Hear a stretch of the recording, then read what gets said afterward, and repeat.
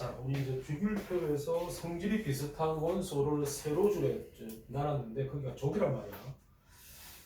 그래서 우리가 꼭 알아야 될 족이 바로 두 가지였지. 세 가지인데 그 중에 두 가지. 수소를 제외한 1족. 여기죠, 그죠? 여기를 알칼리 금속이라고 하고, 그 다음에 여기 오른쪽에 그죠? 플로린하고 염소, 브로민, 아요딘 17쪽 할로젠 원소.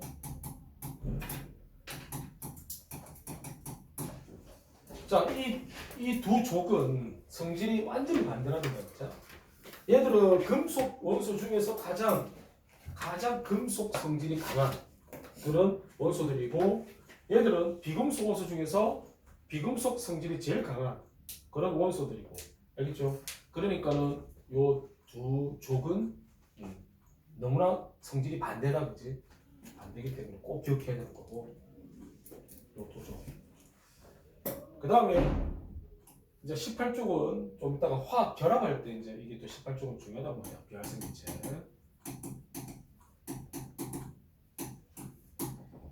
얘는 비활성이라는 게 매우 중요한 거야. 활성이 된다는 얘기는 이제 뭔가 이렇게 반응을 한다는 뜻이거든. 활성이 된다는 얘기는.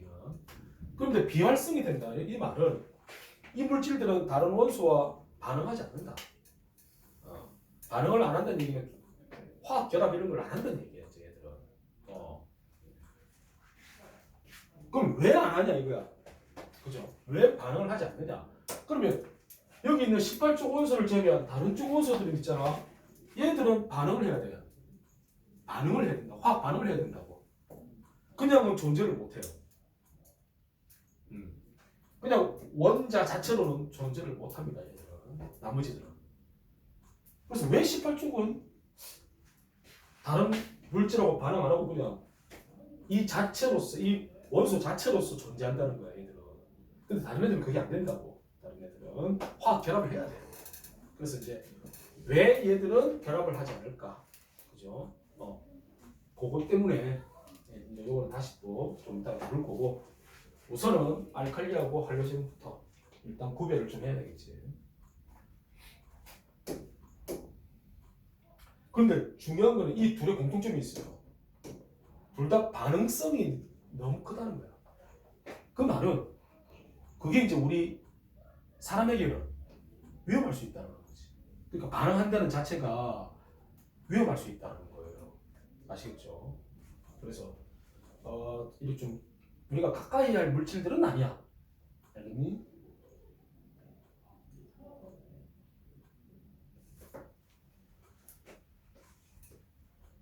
봅시다. 알칼리 금속 수소를 제외한, 중요하죠. 근데 수소 조심하라 그랬지, 그죠? 제외한 1족 금속 원소야. 1족 금속 원소. 수소는 비금속이다, 그죠? 기본적으로.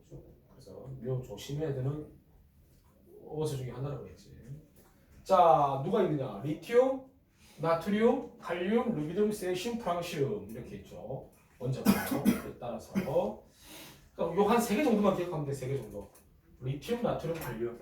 왜냐? 원자 번호 20번 안에 있기 때문에 요 3개 정도만 기억해도 된다고. 자, 중요한 건 이제 성질이죠, 성질. 얘들은 어떤 성질을 가지고 있냐? 이게 중요하지. 일단 모두 고체. 그렇지. 금속은 상온에서 고체죠. 수은을 제외한. 근데 수은은 알칼리가 아니니까 다 고체고, 은백색이 다 광택이겠죠. 은백색의 광택. 거의 대부분의 금속은 바로 이 은백색이죠. 은백색, 그죠? 그 다음에 이제 좀 독특한 성질들이 있어요. 밀도가 작다는 거야. 일반적으로 금속은 밀도가 커요.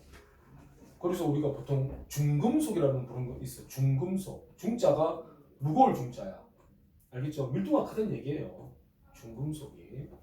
그래서 대부분은 밀도가 크단 말이야. 그런데 얘들은 밀도가 작다는 거죠. 얘들은 봐라. 물에 뜬다는 거야. 알겠죠? 금속이 물에 뜬다는 게 좀 이상하지. 그만큼 밀도가 작다는 거야. 얘들은. 그리고 무르다. 단단하지 않다는 거야. 칼로 잘려. 칼로 잘린다는 게 이것도 되게 웃기지. 이런 커터 칼로 잘려 커터 칼로 심지어 알겠습니까? 그만큼 단단하지 않다는 거야. 이것도 일반적인 우리가 알고 있는 금속의 어떤 성질은 아니지. 그러니까 우리가 아는 금속들은 너희들 뭐 주로 철 아이가 철, 그렇지? 철은 단단하잖아, 그죠?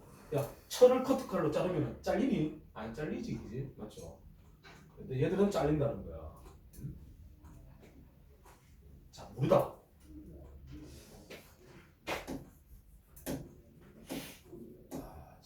이제 여기죠. 반응성이 매우 크다. 저런 부분을 활용하는 거야. 그럼 뭐하고 반응을 잘하느냐 이거지. 산소, 그 다음에 물, 산소와 물 이거와 반응을 잘하죠. 어제 그 대전에서 어떤 공장에서 어제 불이 났거든. 혹시 어제 뭐 TV에 이제 뉴스라든지 속보에서 아마 나왔을 건데 그 공장 안에 있잖아. 뭐가 있었냐면은 나트륨이 있었어. 금속. 그래서 그거를 불이 나고 나서 빨리 그걸 그래도 빠른 속도로 그걸 치웠대. 근데 이거 이 얘기 왜 하냐면 불이 났으니까 불을 꺼야 되잖아. 뭐로 끄노? 물로 끄잖아. 그런데 물로 막 하는데 공장 안에 나트륨이 있어. 그러면 물과 격렬히 반응하거든. 폭발한단 말이야. 그러니까 물을 뿌릴 수가 없는 거야. 저 나트륨을 치우기 전까지. 그래서 빨리 저 나트륨을 빨리 치운 거야. 알겠니? 그만큼 위험해 저거 나트륨. 리튬도 위험하죠. 리튬. 자, 전기 자동차 배터리가 바로 리튬이란 말이야. 근데 왜 간혹 뭐 유튜브에도 있고 쇼츠에도 보면 이제 간혹 거기에 올라와 전기 자동차가 막 화재가 나. 그게 대부분 배터리거든. 그럼 이제 불 나면 일반적으로 사람들이 막 소화기 들고 막 오지. 그럼 불이 더 크게 번져요. 아니면 거기다 물을 막 뿌려. 그럼 절단 나는 거지. 리튬이 물하고 또 격렬하게 반응하니까 오히려 불을 더 크게 만든다는 거야. 그래서 전기 자동차 같은 경우는 그 끌 수 있는 방식이 좀 달라요. 그거는 이제 소방서에서 와서 좀 다른 방식으로 써야 돼요. 다른 방식으로. 그만큼 위험하다.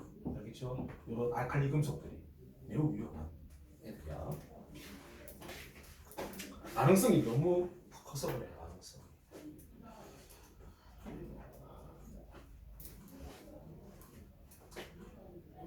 또 뭐 있지?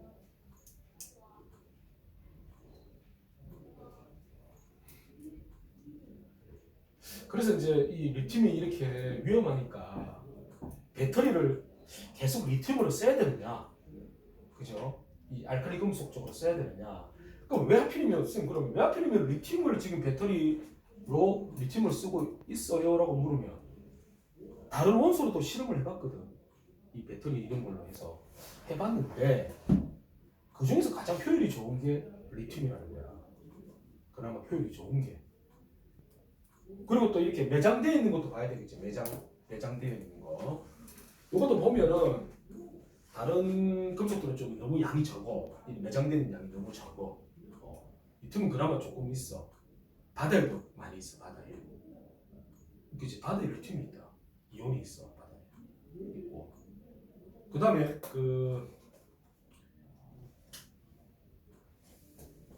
저기 남미 쪽에 가면 남미 쪽에 볼리비아 맞나?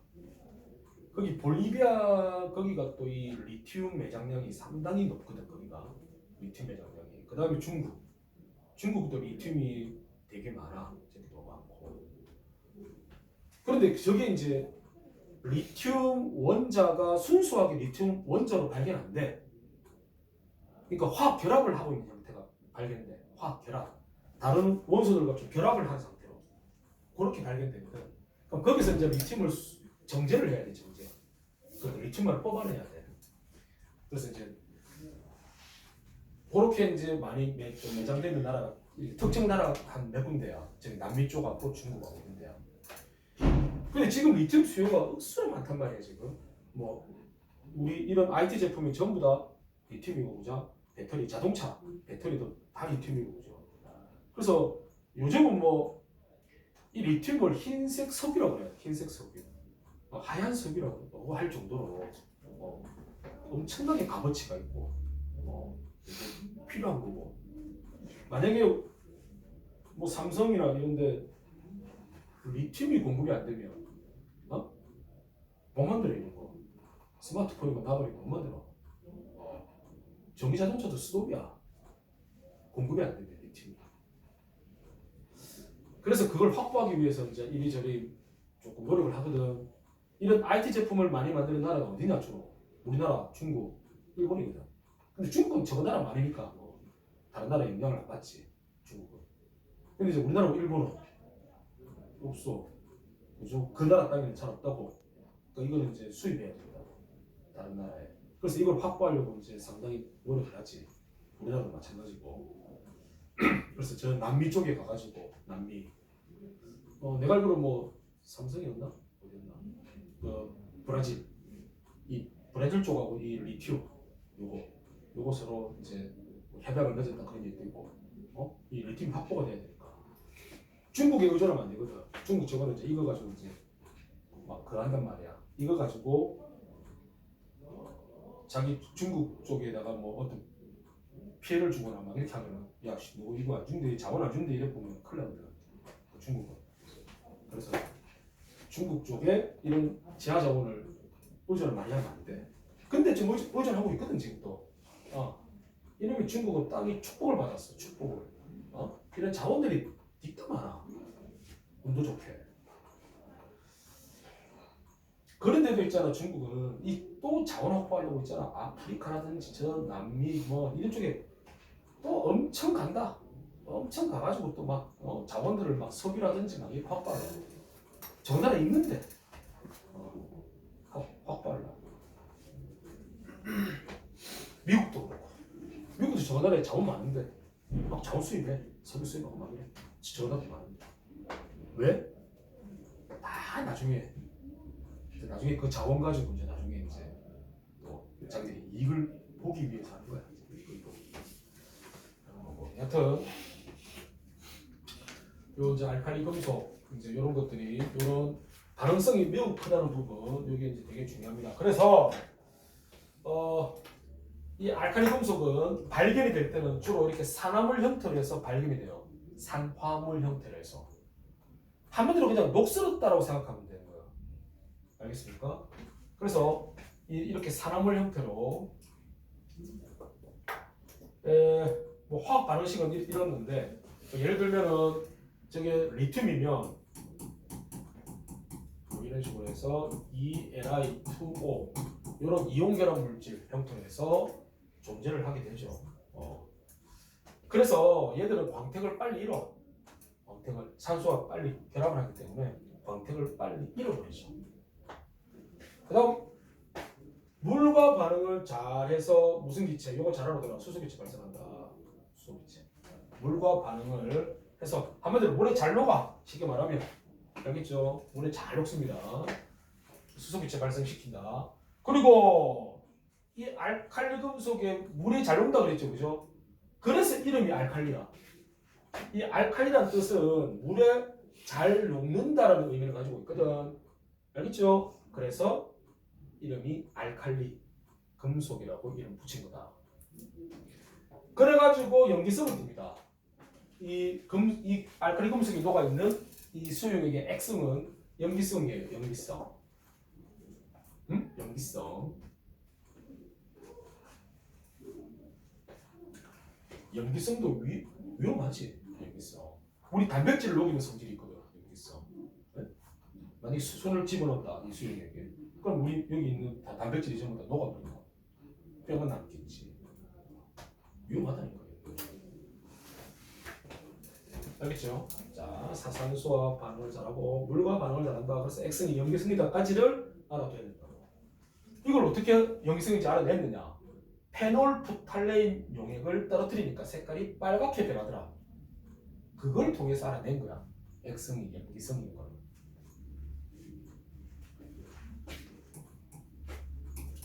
페놀프탈레인 용액 이게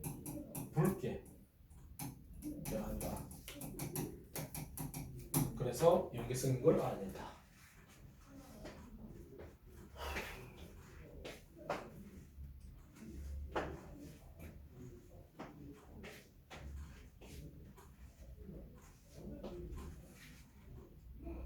그 다음 원자 번호가 클수록 반응성은 더 커진다. 그러니까 리튬보다는 나트륨이 더 반응성이 크고 나트륨보다는 칼륨, 칼륨보다는 루비디움, 이보다는 세슘 이렇게 되죠. 그러니까 원자 번호가 커질수록 반응성은 더욱더 격렬하게 반응한다. 이런 뜻이야.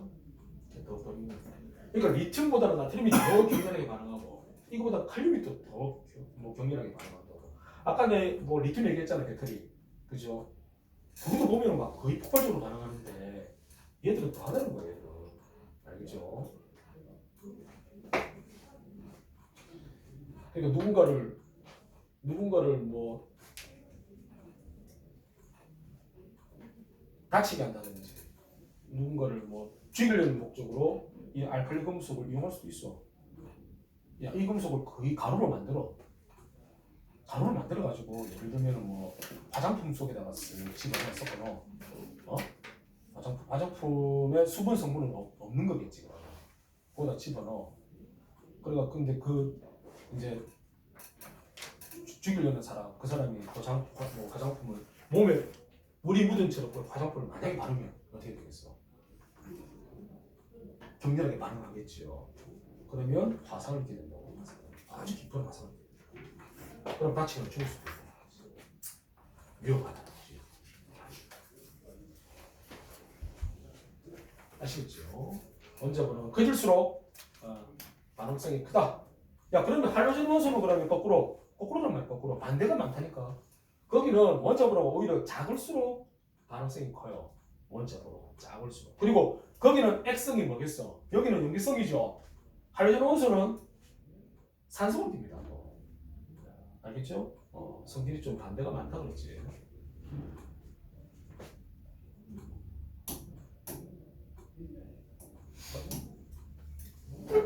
자, 어디에 이용하느냐?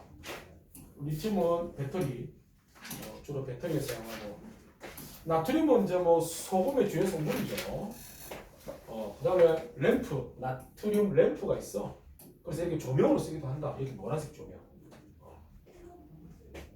예전에는 그 터널 안에 보면은 이렇게 나트륨 등으로 썼다고 예전에. 그래서 터널 들어가면 이렇게 노란무리한 색깔 이렇게 있었는데 요즘은 아니지. 요즘은 LED 조명으로 거의 다 바꿨어. 그래서 터널 들어가도 이제 환해.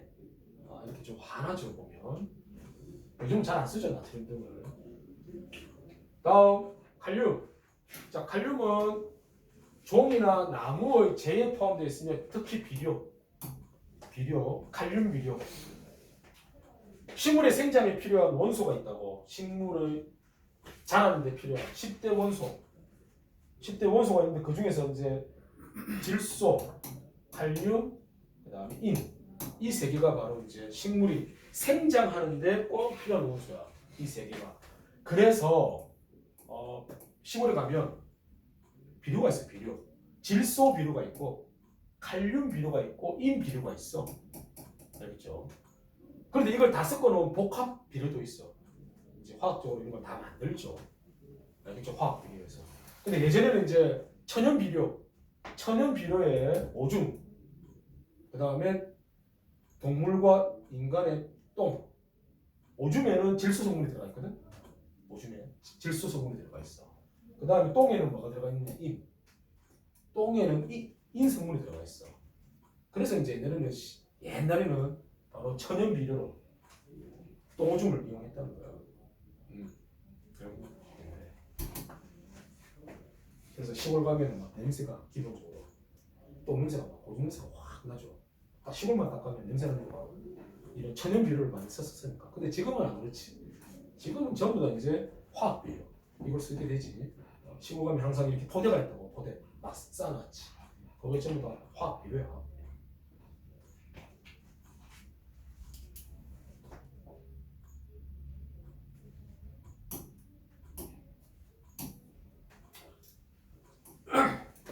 야, 또 불꽃놀이 있지. 불꽃놀이 팡 할 때 색깔들이 이렇게 그죠? 색깔들이 화려하게 나타날 수도 있거든. 붉은 노래 할 때. 그때도 색깔들을 좀 나타내기 위해서 이런 걸 집어넣어요. 나트륨의 색깔이 뭐였지? 노란색, 붉고 바른 색깔, 그죠? 칼륨이 보라색, 리튬이 붉은색, 그죠? 그러니까 이제 이 색깔을 그렇게 표현하려고 저런 것들도 집어넣는다고. 또 반응성이 좋으니까 팡팡 잘 터지죠, 그죠? 자, 할로젠 봅시다. 자, 할로젠 17조 비금속 원소다, 그죠? 17쪽에서 가는 비금속 원소. 플로린, 염소, 브로민, 아이오딘. 이것이. 근데 얘들은 실온에서 이원자 분자로 존재한다. 이원자 분자로 존재한다. 여기 있는 F2, Cl2, Br2, I2. 여기 전부 다 공유 결합인데 하여튼 이원자 분자로 존재합니다. 자, 그런데 이 할로젠 원소는 독특한 색깔이 있어요. 색깔.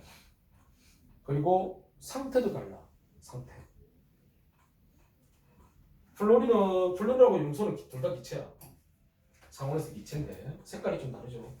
연한 노란색, 여기는 노란색. 여기는 뭐 다망색이라고 해요. 다망색. 여기는 노란색. 또는 황록색이라고 그러죠. 옛날에는 담황색, 황록색이라고 불렀어. 하여튼 노란무리한 색깔들이야. 그 다음에 브로미, 액체죠. 브로미, 젓갈색, 액체. 붉으스름한 액체고. 아이오딘, 고체. 보라색의 고체죠. 아이오딘. 자, 이렇게 해서 얘들은 독특한 색깔 그리고 상태 이게 좀 다르지. 여기도 이게 중요하죠. 반응성이 크다. 얘들도 반응성이 매우 크다. 얘랑 알칼리처럼. 그럼 이건 누가 반응하느냐? 금속과 반응을 잘하고 수소와 반응을 잘한다. 금속과 수소. 야, 금속은 주로 어떤 금속하고 반응 잘하겠니? 알칼리 금속하고 반응을 잘한다는 얘기예요. 그래? 알칼리 금속하고. 자, 여기 보면 나트륨과 격렬히 반응하여 열과 빛을 낸다. 그러니까 염소가 나트륨하고 격렬하게 반응하면 뭐가 만들어지겠노? 바로 소금, 염화나트륨이 만들어지죠. 그러니까 인공적으로 소금을 만들 수 있긴 있어. 인공적으로. 알겠나? 인공적으로. 그러니까 공장에서. 그런데 비용이 많이 들겠죠. 그래서 그냥 염전에서 그냥 소금을 얻어낸다는 거야. 바닷물에서. 그게 더 싸게 치니까. 알겠지요? 이 금속과 격렬하게 반응합니다. 그 다음에 수소와 반응을 하게 됩니다. 수소와 반응을 잘해요. 그래서 할로젠화 수소라고 해서 이런 형태의 물질이 만들어져. 할로젠화 수소. 근데 얘들이 물에 녹으면 산성이 됩니다. 물에 녹으면 산성을 떼어요. 요 할로젠화 수소가. 자, 여기서 여러분들이 알만한 게 바로 여기 있는 게 염화수소예요. 염화수소. 이게 물에 녹으면 염산이 되잖아요. 염산.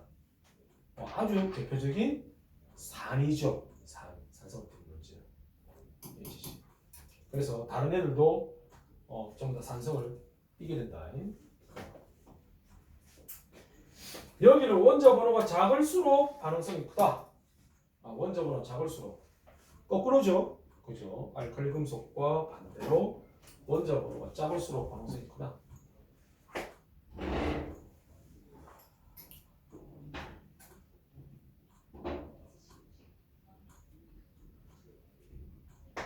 자, 할로젠 얘들은 물에 잘 안 녹아. 왜 그러냐면 여기 있는 이원자 분자로 존재한다 했지. 이 이원자 분자가 무극성 분자거든. 얘들이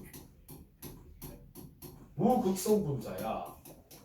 극성을 띠지 않는 분자라서 물은 무극성 분자를 잘 못 녹여요. 물은 극성 분자를 잘 녹여요. 그래서 얘들은 잘 안 녹아는 거예요. 그러니까 할로젠화 수소가 되면은 이 할로젠화 수소는 얘는 극성 분자야. 얘들은 극성 분자이기 때문에 물에 잘 녹죠. 물에 녹아가지고 산성을 띠는 거예요. 이 이원자 분자 자체는 물에 잘 녹지 않아. 그래서 이런 말이 들어가 있다는 거야. 그래서 그러면 이 애들 녹이려고 그러면 무극성 용매가 따로 있어요. 사이화탄소라는 CCl4, CH4가 아니라 Cl4. 염소가 원자가 4개 나뉘는 수소 대신에 사이화탄소라고. 얘한테는 또 잘 녹아.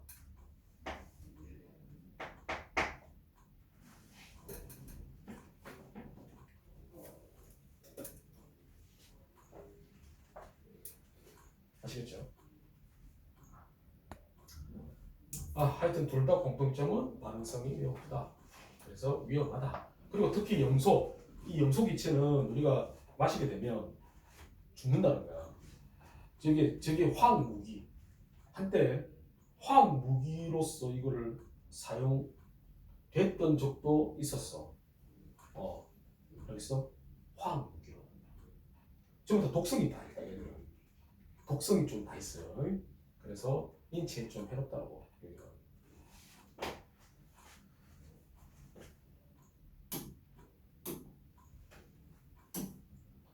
자, 할로젠의 이용, 플로린, 치약, 성분이지, 치약.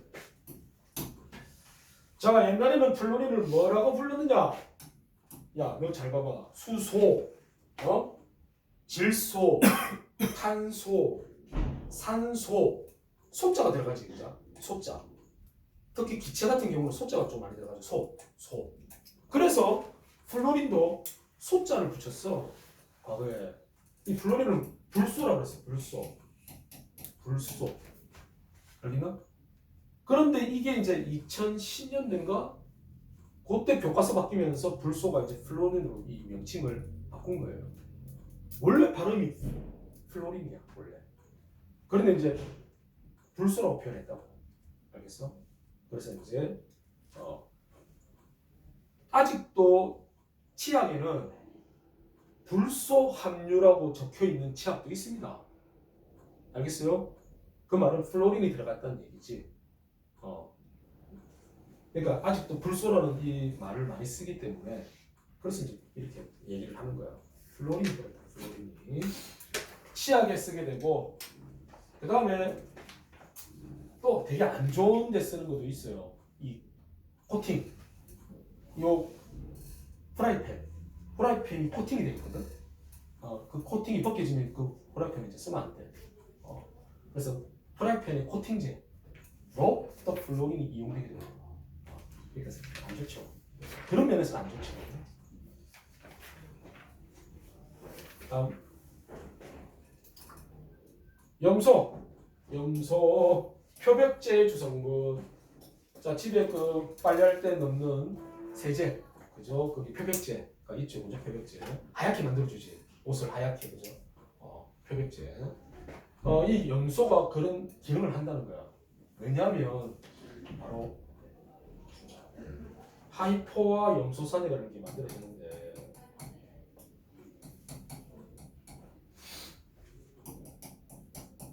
뭐야? HCl, H2O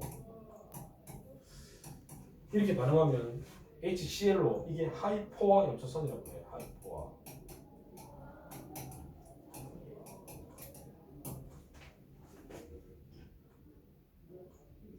그다음 뭐 HCl 뭐 이런 식으로 해서 이런 게 만들어지죠. 여기서 이제 그 산소가 또 나중에 또 떨어져 나가거든요. 이게 나중에 또 이게 또 화학 반응해서 산소가 또 떨어져 나가. 그럼 이 산소 원자가 무슨 기능이 있냐면 표백, 살균 이런 역할을 합니다.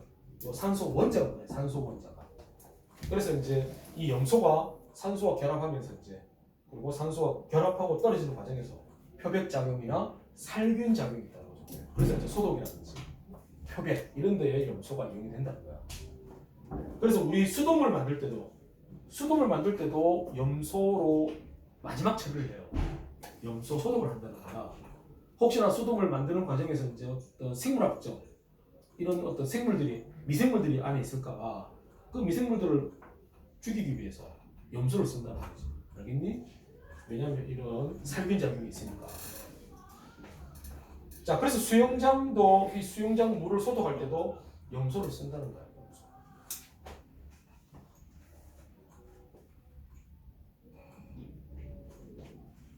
다음에 아이오딘. 자, 아이오딘은 미역이나 다시마에 많이 있다. 미역이나 다시마에 많이 있다.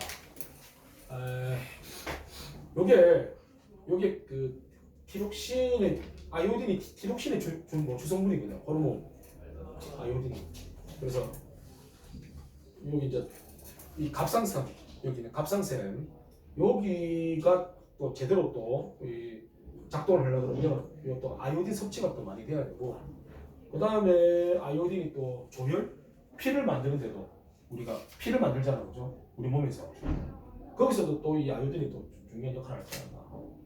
그래서 미역이나 다시마에 많이 있다 그러지. 해조류에. 그래서 이 애를 놓고 나면 임산부가 뭘 먹어? 이거 먹잖아. 그 이유가 바로 이제 피를 만들어낼 수 있는 어떤 그런 역할을 하기 때문에 그런 성분이 들어있다는 거예요. 이게. 그 다음에 이것도 소독의 어떤 기능도 있어요. 소독. 아마 집에 다 있을 수도 있는데 빨간 약이라고 그러거든요. 빨간 약. 그래서 아이오딘을 옛날에 요오드라고 했어요. 요오드. 아직도 요오드라고 하거든. 요오드. 그래서 요오드 딩크라고 하는 요 빨간색을 띠는 소독약이 있어. 뭐 요즘은 잘 없을 수도 있죠. 요즘은 과산화수소, 투명한 과산화수소를 소독으로 많이 쓴다고. 요즘은. 근데 쌤 어릴 때는 이거 했었어. 집에 다 있었어요. 이거.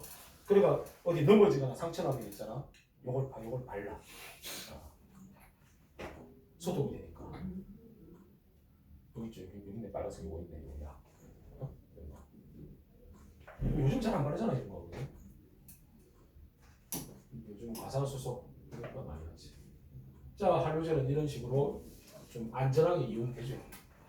이건 안전하게 이용되는 거야.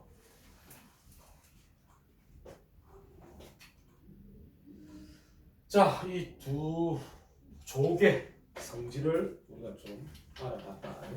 그러니까 화학을 내가 얘기했잖아. 화학을 하는 이유는 내 주변의 물질이 어떤 성질을 띠느냐 이거를 우리가 많이 알아둬야 된다. 맞지? 아니 왜냐하면 우리한테 위험한 물질이 또 있을 수 있기 때문에 그런 물질들의 특성이나 성질을 잘 좀 알아둬야 된다고. 집에 또 많이 있죠. 집에 많은 물질들이 있잖아, 그죠? 이런 화학 물질들이 많이 있기 때문에 걔들의 성질이 어떤 성질인지를 또 알아야지.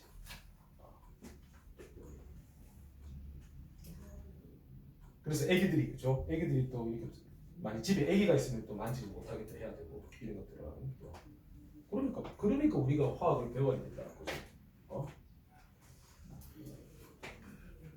자, 그러면 아까 그 알칼리 금속이 뭐 칼로 잘린다, 뭐 산소와 반응한다, 물과 반응한다 이런 거 했잖아. 백성이 염기성이다. 실험하면 되죠.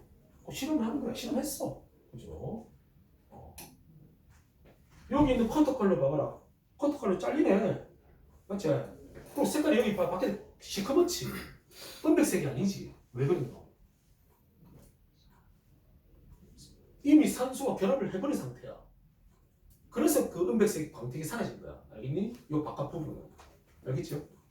그럼 여기를 싹 자르면 그 단면의 색깔이 뭐겠어? 단면. 자른 단면의 색깔이 은백색이겠지. 맞지? 근데 시간 조금만 지나면 거기서 시커멓게 된다는 거야. 산소와 반응해서. 알겠죠? 자, 칼로 자르기 약간 힘들다. 나트륨 쉽게 잘린다. 칼륨 엄청 쉽게 잘린다. 그죠? 색깔. 서서히 광택이 사라진다. 바로 사라진다. 엄청 빠르게 사라진다. 물과의 반응. 물 위에 떠서 반응하면 기체를 발생시킨다. 전부 다 수소기체죠. 수소기체 발생. 그 다음에 수용액 색깔은 붉게 변한다. 펠로피텔렌 용액을 집어넣거든. 붉게 변하죠. 다 붉게 변하더라. 그리고 칼륨으로 갈수록 더욱더 격렬하게 반응하더라. 그죠? 반응성이 크다, 그죠? 원자 분호가 커질수록 반응성이 크다는 걸 볼 수 있고, 그 다음에 액성이 염기성이더라. 요거까지도 실험을 통해서 다 확인한 거야. 알겠지?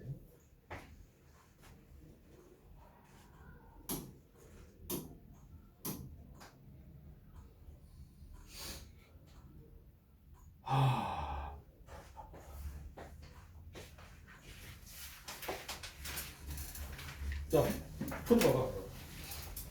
이거 풀고 마칩시다.